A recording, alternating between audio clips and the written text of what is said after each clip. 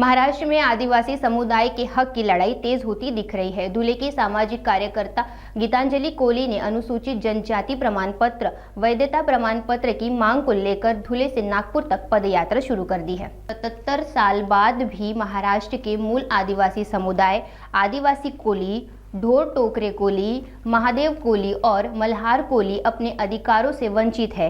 उन्हें अब तक अनुसूचित जनजाति प्रमाण पत्र और वैधता प्रमाण पत्र नहीं मिला। इस मुद्दे को लेकर धुले की सामाजिक कार्यकर्ता गीतांजलि कोहली लंबे समय से संघर्ष कर रही है। उन्होंने आज धुले से नागपुर तक पदयात्रा शुरू की है। ये पदयात्रा 19 दिसंबर को शीतकालीन सत्र के दौरान नागपुर पहुंचेंगी, जहां वो अपने मांगों को सरकार के सामने रखेंगी। गीतांजलि कोहली का कहना है कि ये लड़ाई आदिवासी समुदाय के अस्तित्व और अधिकारों के लिए है। नमस्कार, जय आदिवासी, जय वाल्मिकी।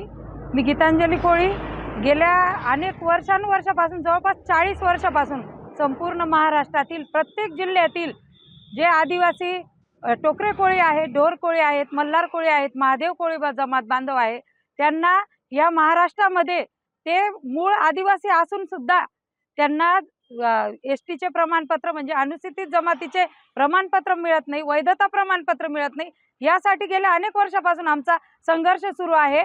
मी जवळपास धुळ्यामध्ये 18 दिवस उपोषण केलं, त्यानंतर परत 10 दिवस नुसतं पाण्यावर उपोषण केलं, मोर्चा काढला, तसेच मुख्यमंत्र्यांच्या सभेबाहेर अंगावर पेट्रोल ओतून घेतलं। तसेच आता महाराष्ट्र 3 महिने महाराष्ट्र दौरा देखील केला। अनेक प्रांताधिकारी व कलेक्टर यांना भेटून देखील आमच्या समस्या सुटत नाहीत।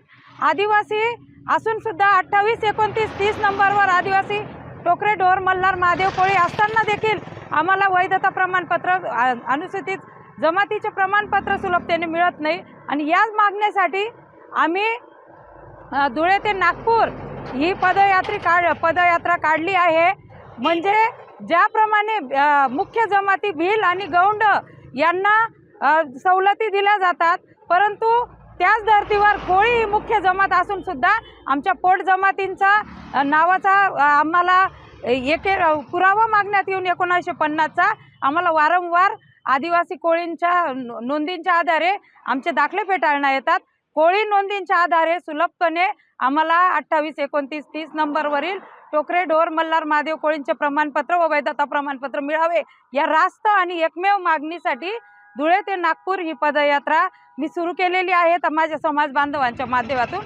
आणि यानंतर धुळ्यानंतर जळगाव जिल्ह्यात पारोळा, एरंडोल, जामनेर, तसेच पुढे मलकापूर, खामगाव, नांदुरा, तसेच अकोला, अमरावती करत आम्ही नागपूरला 19 डिसेंबर रोजी हिवाळी अधिवेशनाच्या दरम्यान पोहोचणार आहोत। आणि आमचं म्हणणं हिवाळी अधिवेशनात मांडून तो प्रश्न आमचा सुटावा, कायमचा सुटावा। कारण की आता नवीन सरकार आलेलं आहे आणि मायबाप असलेले हे देवेंद्र फडणवीस सरकार यांनी ज्याप्रमाणे आम्हाला 2014 मध्ये वचन दिलं होतं, त्या वचनाला आधी सरून त्यांनी राजधर्माचं पालन करून आमच्या समस्त महाराष्ट्रातील आदिवासी कोळींना न्याय द्यावा, हीच अपेक्षासाठी न्याय हक्क पदयात्रा ही आम्ही काढलेली आहे।